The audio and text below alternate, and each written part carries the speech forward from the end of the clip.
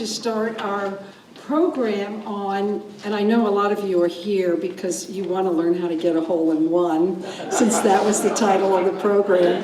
But Jeff Montrose, Scott Kinnan, and Mark Krebs are going to tell you a little bit about the incredible legacy we have here in our golf course. After the program, there will be a question and answer period, and then we're going to have a reception right in this room. And when you have an opportunity to go around and look at the pictures, something very extraordinary. We found in the attic, that very precious attic, there's a lot of stuff up there.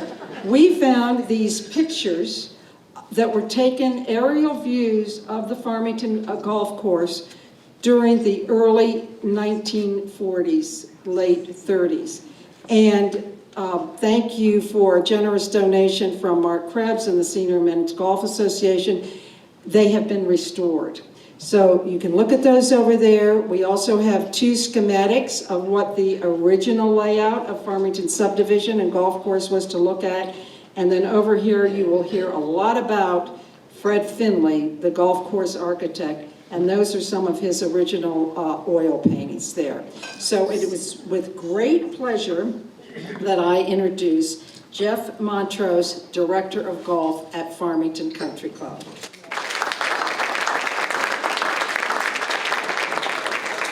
Thank you, everybody. As she said, my name is Jeff Montrose. I'm your Director of Golf here. I got here in July of last year, and in the past 14 months, I have learned quite a bit about the history of Farmington, but obviously I have a wealth of information to go forward and beyond.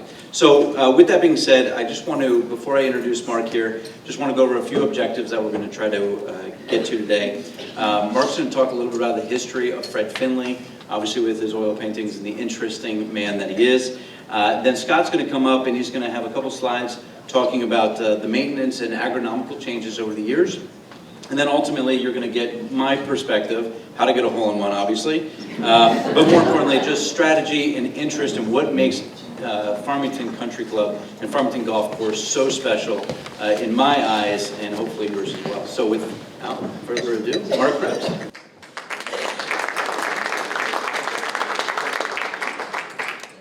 Welcome and good evening. As Jeff indicated, my name is Mark Krebs, and I've had the distinct pleasure of being a member here for almost 40 years.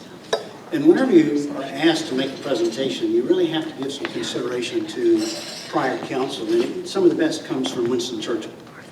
And he said, really, the way you should prepare and deliver a presentation is to consider a woman's dress. The presentation should be enough to cover the material, the subject, and short enough to keep the interest. So in our discussion tonight, we really want to take a historical look back at the design of the course, some of the playing strategy associated with the course, and then kind of the future developments for this marvelous facility that we call Farmington. As Punky pointed out, special recognition really has to go to the Historical Society, because without the help of Punky and her folks, Ann Sloop, who's an archivist, and does a marvelous job with regard to keeping up with all these wonderful records. Larry Hund, who's here tonight, has been a frequent contributor at this particular event as an outstanding 8-time champion of the club and has created many, many articles for the sharing of the membership. So you can't do a presentation like this without having background and information from a lot of folks. As an overview of tonight, Jeff you'll hear from, Scott will come a little bit later. He's the Director of Greens and Grounds. And the goal is to shed a little more light on the history of the course designer. You know, Finley has a long and rich connection to Farmington, and you may not know all of these pieces, so we'll try to put them together for you. And his design concepts will be expanded on a little bit later in some of the other presentations. And then lastly, if we have some time, we'll do some Q&A. But to give you a little bit of background on Finley, he was born in Montrose, Scotland in 1872. Interestingly enough, Alistair Mackenzie was born in 1870, 2 years prior. And I think it was maybe Dornick or somewhere in northern Scotland. And then he died here at age 94 in 1966. He was the youngest of 9 children, and his brother Alex is known as the father of American golf courses, having designed over 500 courses in the United States.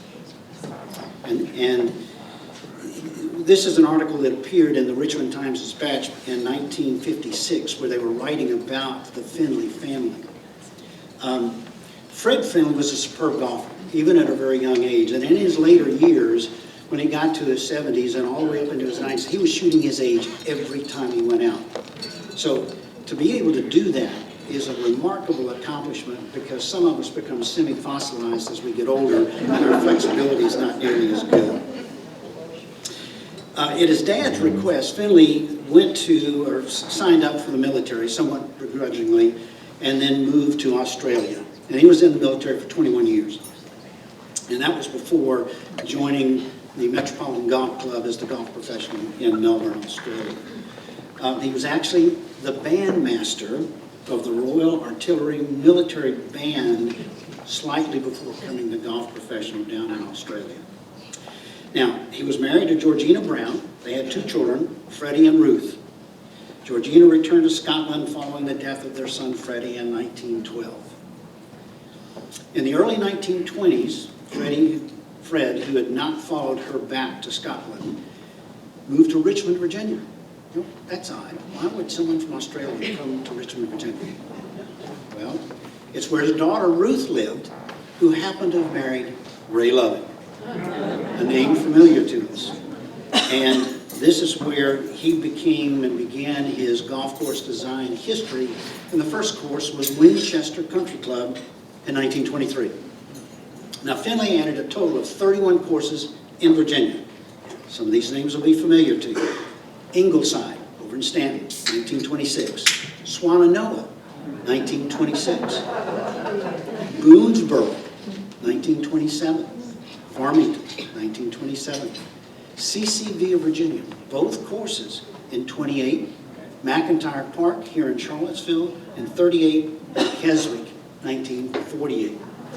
Very prolific, and obviously liked maybe a 90-mile driving radius, best I can tell, but he really enjoyed Central Virginia.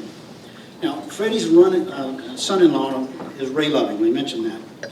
And so Ray entices Fred to come into his golf course design business down in Richmond, and then ultimately Budding Loving, the grandson, joined their practice. Buddy was instrumental in not only playing golf here, he's a superior golfer, having won the club championship 9 times, one more than Larry, and 4 times at the Kindridge. Ray Loving won the Kindridge once, 1954. So the gene kind of flowed down very consistently on that. So when you think about Finley, what are some of the things that played upon him? What were the influences? What was his why behind design? And what you may not know is he was a terribly gifted, wonderfully gifted musician. And as you would take some time, and I would certainly encourage you to do, these are his renderings here, and is one where he was painting landscapes basically of Farmington and the surrounding areas. And so if you can, please take a few minutes to check that out. In 1928, a Richmond newspaper article about Finley said, he's a golfer of high order, being one of the finest mashie players ever wielded a club. With a fishing rod or gun, he has few equals. In 1962, the Richmond Times-Dispatch said he's also noted that he was very endowed with a sure touch and a poetic feeling for nature. So I'm going to digress for a minute. When you try to understand someone, it really is important to get the context of the personality, and I'll share a story with you. In the 1930s, Charles Lawton, famous actor, screen, and theater, would go on speaking tours. That's how they made money in the Depression. And he was in Iowa, and he was at a church because they didn't have convention halls back then. And they would do various readings, sometimes from Shakespeare, sometimes from the Bible. This particular evening, he did the Lord's Prayer. And he did a magnificent job. And the audience applauded him wildly. And then, as he finished, a fellow stood up in the back. A farmer, you could tell, sweat-stained shirt, bib overalls. He said, "May I read that?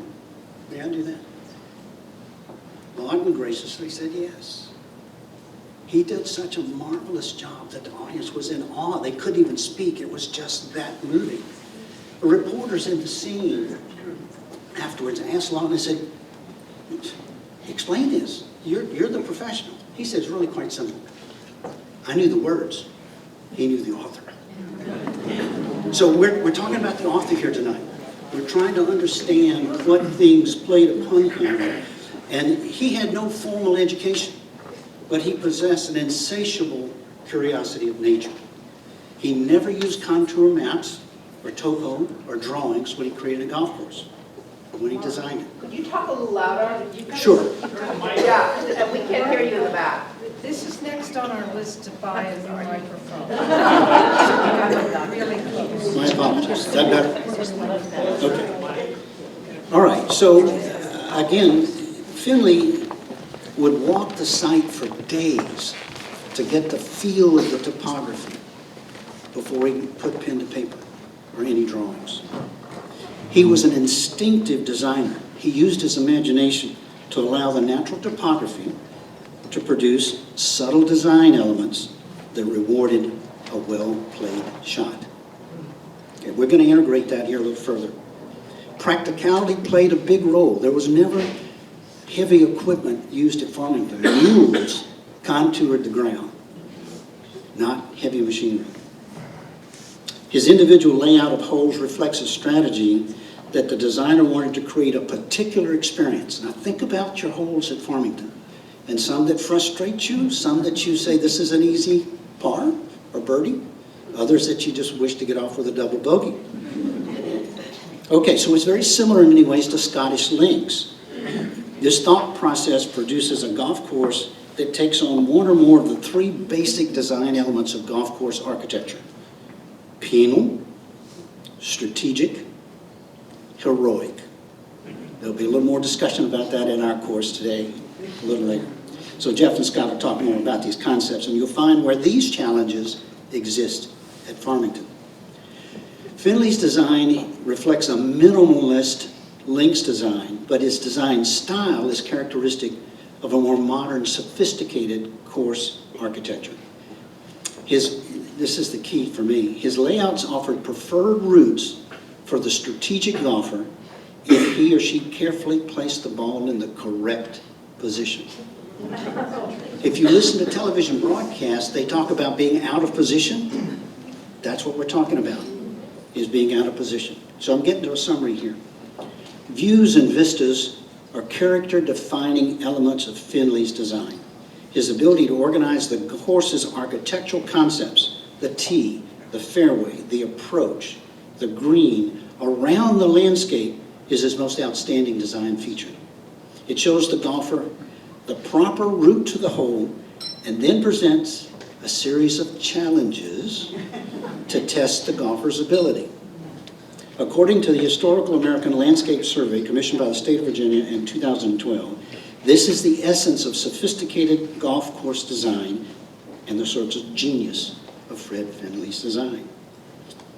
I'll close with two comments from Alexander McKenzie, arguably one of the finest golf course architects in the world. Variety is everything, or nearly everything. And if golf courses fail to give variety, the game cannot continue to retain, let alone increase in popularity.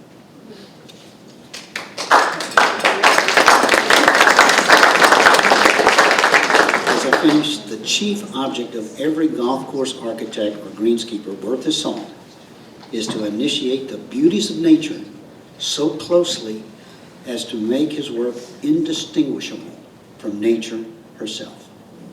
Thanks. First of all, I just wanted to say thank you. I appreciate the opportunity to get up here and to talk with everybody. Those of you I don't know, I'm Scott Kinnan. I am now the Director of Green and Grounds Maintenance here at Farmington. I have been at Farmington since February of 2003. So I did not know Fred Finley, but I was close.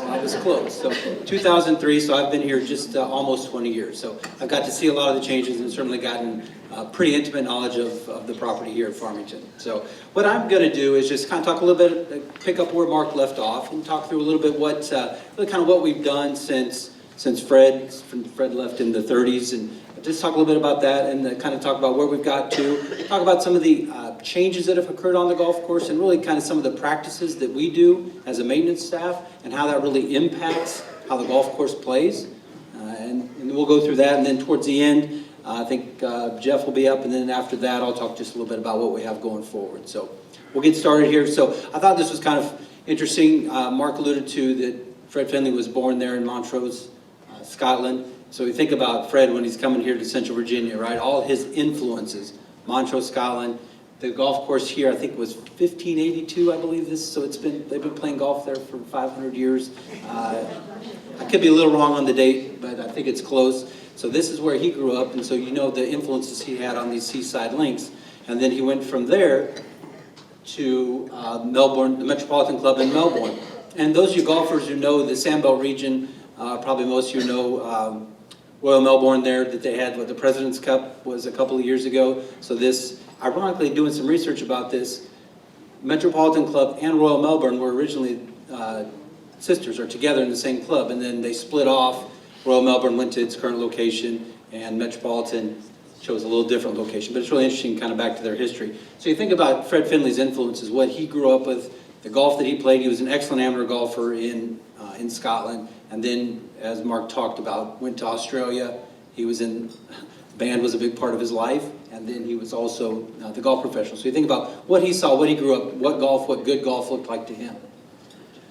So we came then to Farmington Country Club in 1927, and Mark was talking about, okay, so he didn't have these, what you get now, which is a very detailed 2-foot topographical map that you could sit in an office and look through a computer and try to design a golf course. So he spent time walking the golf course, and Farmington is, if you look at it, if you think about it, the elevation where we're sitting is just about the highest point on the property.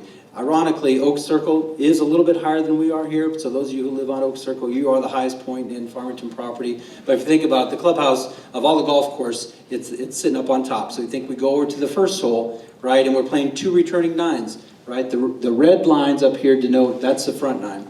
So if you think about it, we start at the high point, we walk to number 1, we walk all the way around, we come back, we're almost back to the clubhouse at number 9. So that's kind of a recurring theme, and you hear about it in a lot of golf courses that are designed, that you have these returning 9s where you don't just go out on number 1 and then you don't make it all the way back to the clubhouse till 18. Here we have this with 2 returning 9s, and then we go to number 10, which is the yellow line, 10 through 18. It kind of meanders a little bit through, but again, everything works its way down and then it comes back. And I think what he probably saw in his walks around, that this ground had a lot of movement to it. Those of you who play, you understand, right? You never have an even line. Heck, even most of the tee boxes aren't level. So, but you don't. You don't have a whole lot of level lies out here. The ball's either going to be above your feet, going to be below your feet. So it's just part of it, and I'm sure that's what he saw in this kind of rolling topography that we're blessed with here at Farmington Country Club. Am I doing okay on sound and everybody? Awesome, thank you. Great, I appreciate that. All right, so this is an aerial, and I have to give credit. Jim Malone is in the audience. Jim was able to locate this from University of Virginia's library. We believe this is a 1937 aerial, really some of the earliest photographic record we have of the golf course. So we've really studied this and learned a lot from it, but I think it's just pretty interesting to see. And the reason I brought it up is that if you think about Fred, he came, and if you saw those last 2 pictures, pretty open ground. So if you look at this picture in 1937, it's pretty open. You don't see a whole lot of trees. You see there's a couple of treed areas on 11 and 12. They were carved through the woods, but the rest of it was all pretty open ground out there, which again, I think was part of his design and what he envisioned as being good golf. When you go from here, some of you probably have never seen this. This is the first hole. If you think about, pretend you're standing basically at the first tee and looking down. It's really quite amazing to think about. In the distance, I know it's not the best picture, but in the distance you can see hole number 6. So if you think about how open this property was, and this is probably a late 20s, early 30 photo, but if you think about how open this property was when he designed it. And then here's one, Jeff Harris. No, Jeff's not here, so I got to give Jeff Harris credit for this picture. Jeff pointed this out on eBay, of all places, and so we bought this picture off of eBay from a photographer in Illinois who just had this collection. So it's labeled as the 18th hole. It's really the 17th. That's the 17th green. And we think this is probably really pretty early on. This could have been late 20s maybe. What's really been neat about it is to be able to really study the detail of the 18th, looking up the 18th hole and the 17th. it's pretty amazing. Looks like there was a really large drainage ditch that ran through the middle of number 18. And I've always heard tale that the green on 18 was down at the bottom of the hill. Maybe. I mean, this doesn't disprove that, but you certainly can see up on top where the green is on 18. But again, I bring this up just to say, look at the land, look at his whole idea on this was just being able to see the land roll and move. And certainly over the years that changes with kind of with the landscape maturation. But again, this is what Fred saw and what he put together and what he left the legacy for the club. And this is, sorry, it's pretty dark, but this is the 18th green. And again, another one that you say you're standing on number 18, and if you look back down the hill, you can't hardly see anything in the distance but open ground. So it's really just some really interesting pictures that have, honestly, in the last 2 months have kind of come to light for us and that we've been able to take ownership of. So some neat things to add to the archives too. All right, so now I'm going to let's talk about 1930s, right? So Fred designed the golf course, Depression, not a whole lot probably goes on between 1930s and probably 1960s. I don't think a whole lot changed besides that the landscape was all changing and the landscape was growing and those things.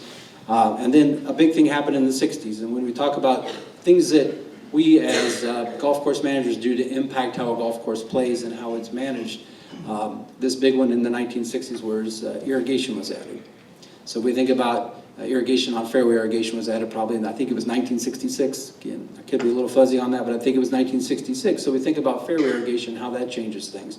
You think about, all of a sudden now you're able to, as a manager, provide probably more consistent turf over 12 months a year. So, and as you are able to provide more consistent turf, you're also, the grass is very good at producing soil and producing organic matter. So what that does, it tends to soften the golf course. So as we've been able to kind of grow grass for 12 months a year, we're producing more material that ends up making the golf course play a little bit softer. And Jeff talked about being firm and fast, and I'm sure when Fred built this golf course and when there was no irrigation, and I do hear stories about how everybody played on hole number 14, they tried to aim for the rough on 14 to the right because it was baked out and the ball would roll forever. But I do think in 1960, again, the course had some spot irrigation, but the 1960s was the first kind of fairway irrigation system that was put in. So again, I think that had a huge, huge impact on the golf course itself. The other thing that happened in the 60s, Buddy Loving designed the East course, so I know that really doesn't have necessarily an impact on the main course, but as far as for how Farmington goes, and we think about Farmington golf, in the 60s of having the East course added, that was a big development. So we look till there, and then let's talk about what happens after that. Kind of the next big thing that I thought about was the members bought the club, right? In the late 70s, I believe 79 was the first year that the members took ownership. And I wasn't around then, but I think probably what happened was had the opportunity to let's make some developments, let's make some improvements. So I know there was a lot of bunkering and things that were added, I think in the 80s. I've seen a lot of pictures, and then I know some of the work that we've done after that, that some of that bunkering was very different than what Fred had designed in the 1927. So again, we talked about the maintenance practice, how the irrigation changed things. We did renovate the irrigation again in 2002, but the biggest thing, again, if you think about the members bought it, they wanted to renovate, they wanted to make improvements. Irrigation was one. The next thing was in the mid-80s, I believe the club regrassed the fairways. So we had probably on the fairways, we had, I would say, Kentucky bluegrass, Poana, whatever really kind of grew at that time of year on this property.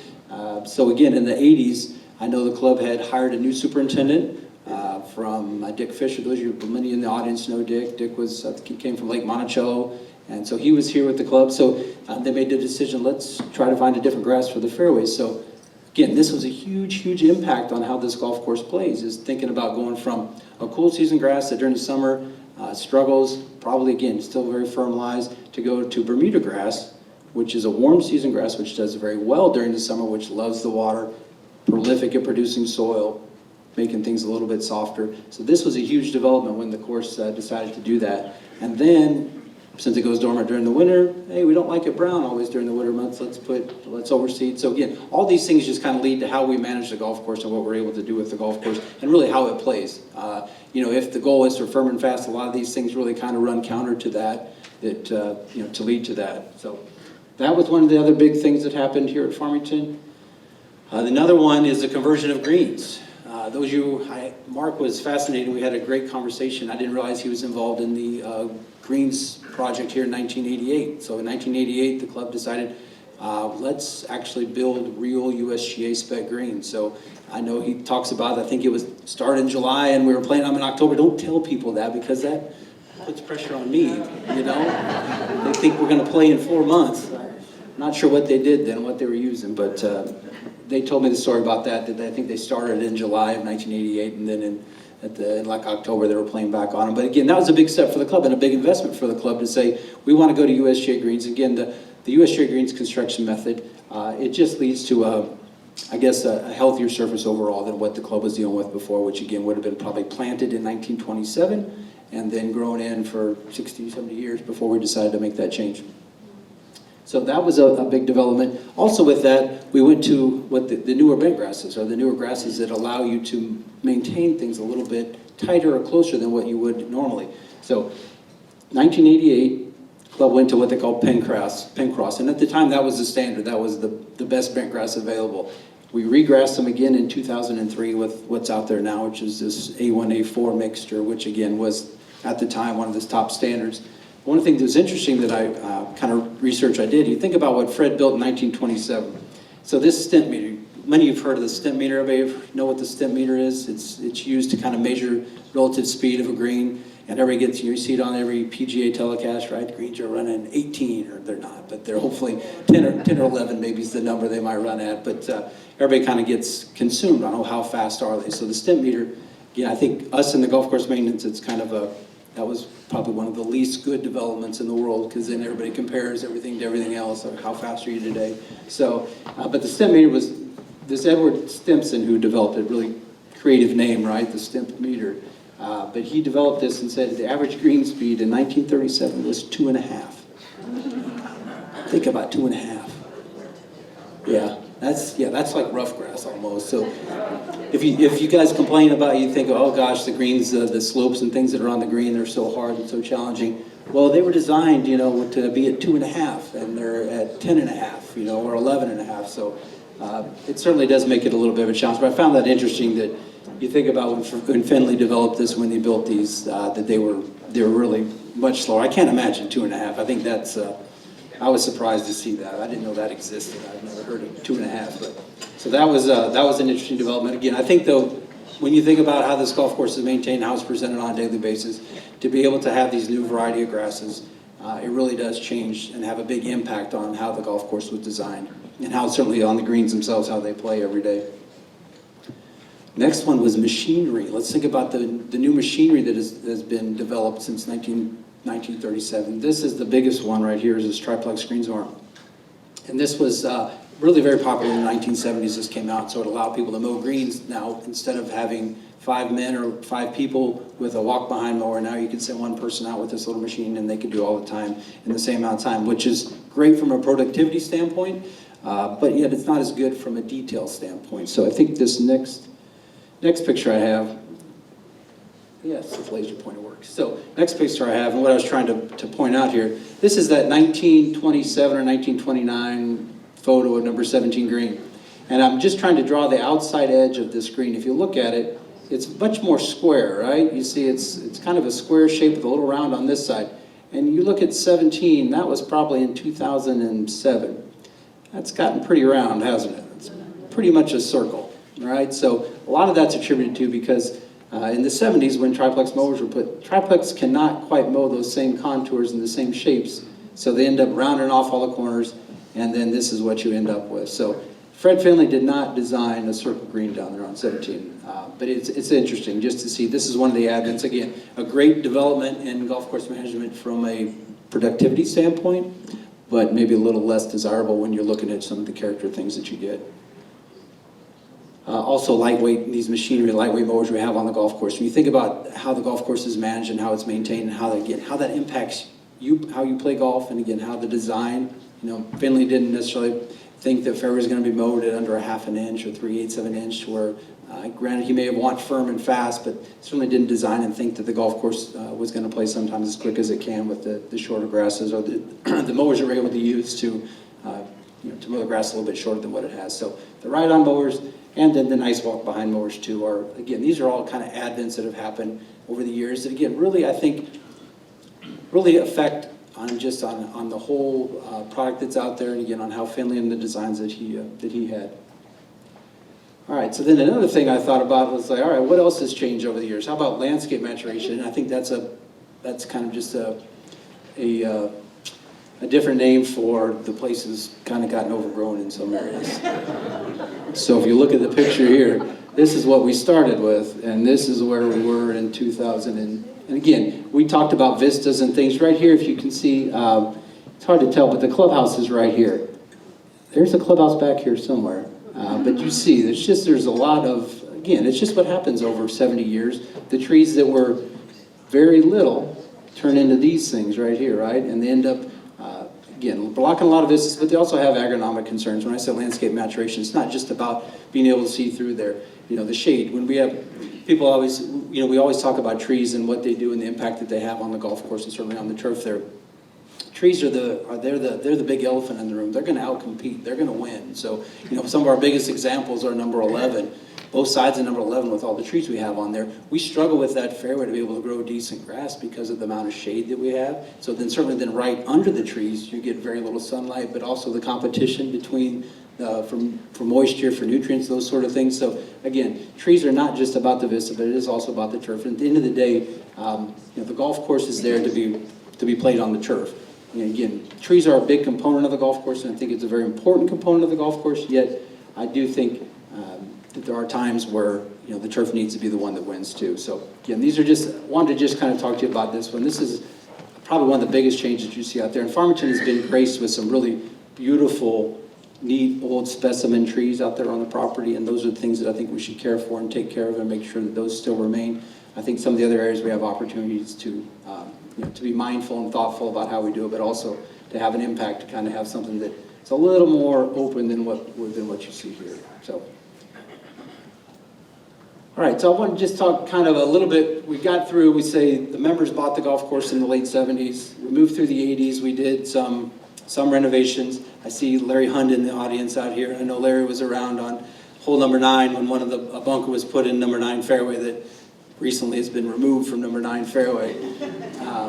But I know that was in the 80s. And then Bill Love, the club decided, okay, let's think about let's be thoughtful about how many of these changes we're going to do. So the club at that time hired Bill Love to put together a master plan. So Bill in 1996 ended up putting a plan together, and the club used that for 20 years. I would say I got here in 03, so 6 or 7 years later, and we hadn't done a whole lot, and really hadn't done a whole lot with it till probably 2005 or 6, where we started to do a little bit more work. And certainly during the time, greens were regrassed in 2003, and that wasn't, I would say, necessarily a master plan issue. That was something that the club was going to do 9 holes at a time, and then in 03 they just decided, hey, let's just do them all at one time. So, but then the bunker renovation work that took place in 2008 through 2010, and then tee renovations, which were kind of ongoing. That's kind of where we got the whole phased approach of how we do our work. Is in 2000 and probably in 2005 we started it on number 15, maybe in the first one, and that was really in response to kind of a dangerous situation with the homeowner on the one side. I think through there, and then all the way through till 15 or 16 was probably the last year that we were doing tee renovation. So we had pretty much renovated all the tee boxes. So Bill Love kind of guided us through that, and then kind of Bill's kind of last contribution that we get a lot of comments, positive and concerns about, is the creek on number 4. This was all part of through the work that Bill had done, and then after that, we kind of, it wasn't the creek project that we made changes. We had some different direction we wanted to go with the golf course. So this kind of just brings us up to speed, just kind of summarize where we're at. Where Fred Finley started the golf course in 1927. Really, we didn't open it until 1929, so it took a couple years to get the thing built. And then, again, depression hit. Don't think a whole lot went on until the 60s with the irrigation addition, with the East Course being added. Then the club, the members taking over the club, and then from there, I think, again, the members said, hey, we want to make this better. What can we do? So lots of work has been done over the years since that point. So what I'm going to do then at this point is turn it over to Jeff, and he's going to talk to you a little bit about how he views the golf course. We've talked about firm and fast on multiple occasions around here, and this is one of the things that Scott, Mark, and I were talking about the other day, is from a golfer's perspective, anytime we can have a firm and fast golf course, it brings the intrigue of the golf course up majorly. What we deal with a lot of the time is again, as Scott was alluding to, when we do have a soft golf course, it turns into point A, point B. Not a whole lot of strategy that goes into it. So what I see at Farmington is you have this wonderful piece of property that moves with the topography, and it allows you to actually play a lot of interesting shots if you know how to play them. So I'm going to walk through a few of the holes that I'm very interested about, but ultimately to kind of give you a sense, how many holes do you know move left to right at Farmington? 4. How many move right to left? 4. Right? And everything else, relatively straight. So it is interesting how Fred Finley kind of set up the course. In my mind, we were talking about this over coffee the other morning, is the number one thing I think he was going for was, I want to give the vista to the player on number 3. I want them to see the mountains on number 3. So the idea is, okay, I'm going to go down this, off the mountain, off the hilltop of Farmington by the clubhouse. I'm going to go down number 1, I'm going to work my way out to number 2, and then ultimately I'm going to give them the view of number 3. Well, now I have to come back to the clubhouse at some point, or the property at some point, so I have to make a turn. Well, I've got this beautiful, it is a great hole, by the way, number 4, where it tilts off the side of the hill, right? Okay, so now I'm working my way back. Okay, now 5 kind of meanders back, left to right hole, and then ultimately it makes your way all the way back up to 9, back to the clubhouse. And then you see a lot of that same on the back 9. You meander away, and then ultimately you're coming back up the hill.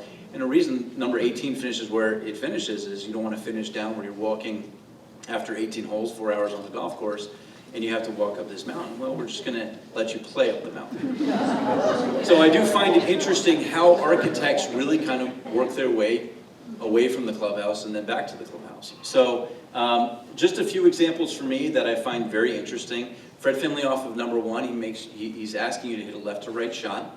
And then number 2, again, par 3, and then number 3.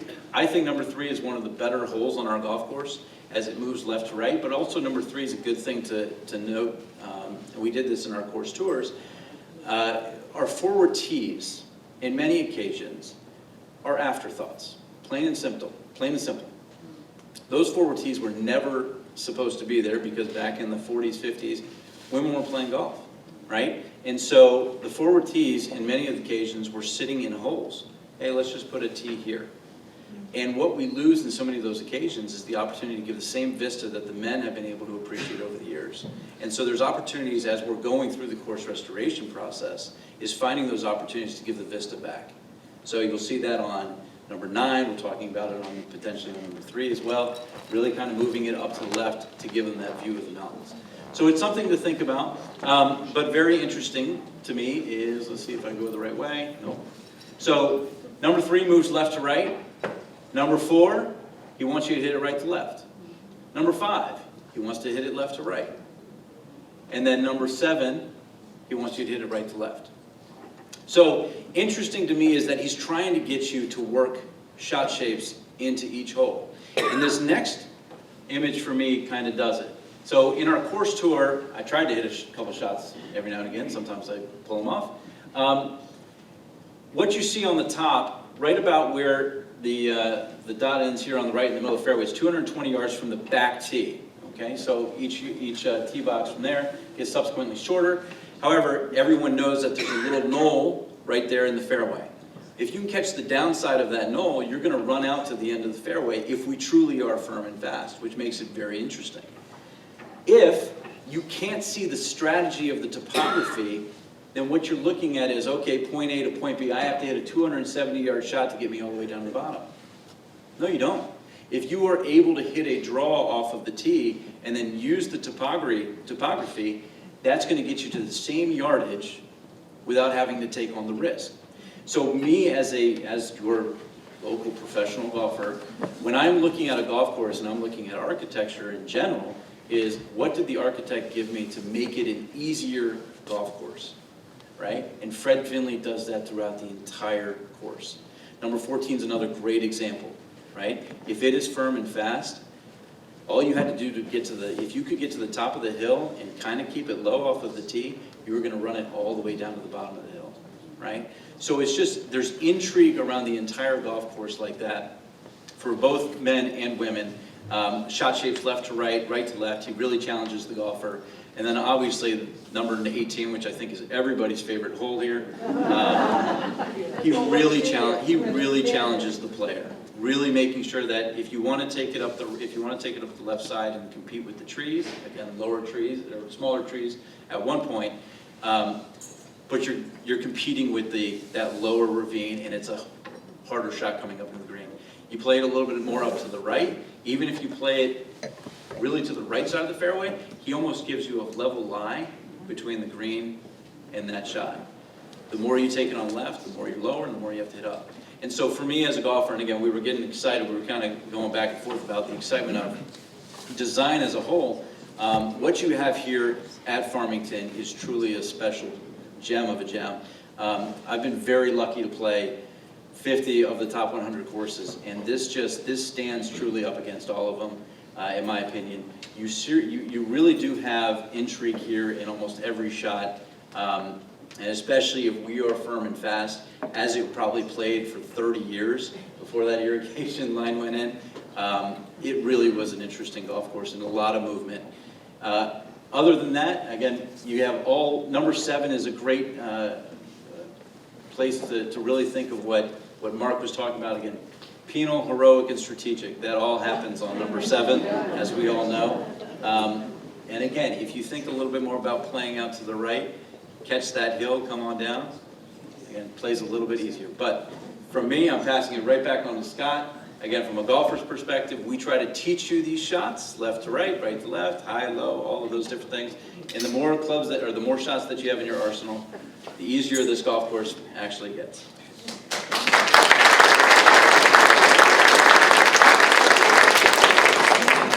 Doesn't it sound so easy when he says just left to right, right to left? Yeah, I've seen him hit it. It's probably easy for him. I think a lot of the rest of us, it's not really the case, but it is. So, okay, how we're going to just kind of close out the presentation here is to just talk a little bit about, okay, so we talked about some history of getting to where we're at now. And just talk about now what we've been doing and talk a little bit briefly about the future. I don't have really like details that I'm planning to talk about with you, but just to talk some more generalities, kind of where we've been and what we have coming forward in the next few years. Talk a little bit about the current master plan that we're working with. So the golf course master plan, the question I get, why do we need to update the master plan? So we'll go back to say the golf course since 1996 has been working with a master plan, and I know a lot of the other around the club have talked about and used the golf course really as kind of an example of, okay, that's the right way to go about doing project work or to do an improvement work, is to have a thoughtful strategic plan in place that we're able to kind of pick and choose from the things that we want to do. So Bill Love's plan was great. We did a lot of work out of it. And at the time, some of our leadership at the time said, okay, what else is there? What else can we be doing? Well, here we are 20 years into this plan, completed a lot of this work. What else is out there for us? And that's where we said, okay, the club, the golf course, if you think about what's one of the greatest assets here at the club, besides the attic, right? I know the attic is, which is very cool. And I don't think I've been up there, so I need to donate so I can go see it. So the attic is one of the assets. One of the other good assets of the club is the golf course, right? It's this Fred Finley course, what we're all here to talk about. So we think about any great assets, just like this clubhouse, right? You think about all the upkeep, all the maintenance that has to occur here, whether it's renovating a room, new plumbing, new fixtures, new light, all these things, they all have to continually occur. It's no different on the golf course, right? If we're trying to keep a golf course to a certain standard, a certain level, it's always going to take additional input and additional resources. So we said, okay, what's the best way to do it? Well, we kind of established that with a master plan. So we said, let's look at doing another one, right? So again, the committees that we had at the time, we talked about it and came up with the idea that we wanted to talk to a couple of folks who we already knew, which is the Dave Axe and Rodney Cole, the guys who had already been doing work for us. So we got those two involved because we saw these needs that were arising. If you look at this picture, right, there's a cart path here, right? Lots of the cart paths need some work. Bunkering, there were some instances where people weren't necessarily satisfied with how the bunkers played, with the width of the bunkers getting very narrow. So they were like, all right, again, how are we going to make these changes? So we got Dave Axe and Rodney Cole, asked them to kind of look at the golf course for us and give us their ideas. And this is a long worded kind of guidance that we gave them, but this came from the committee that we put together that was talking about, all right, what do we want this master plan to be? And so it settled on this faithful restoration in the spirit of Fred Finley's 1927 design. So again, we've talked a lot about what Fred Finley was thinking, or what we feel like he was thinking, right? But we also try to emphasize the playability of the course, make it enjoyable for all Farmington members. But also at the last two statements, I think, are really neat for Farmington, which says to think about keeping that commitment to keep Farmington's place as one of the premier courses here in the Commonwealth, and that we can do that. This last statement is about not being mutually exclusive. So it says we can do that, right? We can still try to make it enjoyable for all, yet still challenge the better players. And Jeff, one of Jeff's things that he had talked about, what he thought was like really kind of spoke to the quality of a golf course as a golf course that you can kind of ratchet up the difficulty in a fairly short amount of time. So, and for us, that's always green speeds out here, right? So when the golf course goes from a little, we'll say, since you know all about the stimp meter, so it goes from a 10 to a 12 and a half, all of a sudden the golf course goes from being fun, enjoyable to, oh goodness, this is a little different test out here. So those are the things we think about Farmington, that we're really able to kind of ratchet up the golf course and still challenge some of the better players, but on a continual daily basis, we don't do that. We try to keep it more of where it's minimal, where the majority of the golfers can still have a good time with it. But again, this was the guiding plan. This was kind of the guiding strategy that we gave Dave and Rodney and said, here, we want you to go look at the first 3 holes. You come back to us with your thoughts and ideas on the first 3 holes, keeping these things in mind. And those two men did a ton of research. What Mark talked about with Fred Finley and these golf courses, they visited a number of his golf courses, did a lot of research on Fred himself. And if you've ever had a chance to look at the Golf Course Master Plan booklet that's out there, it's on the Clips website. If you go to the golf side, golf course maintenance page, it's right there on there. You can click onto it.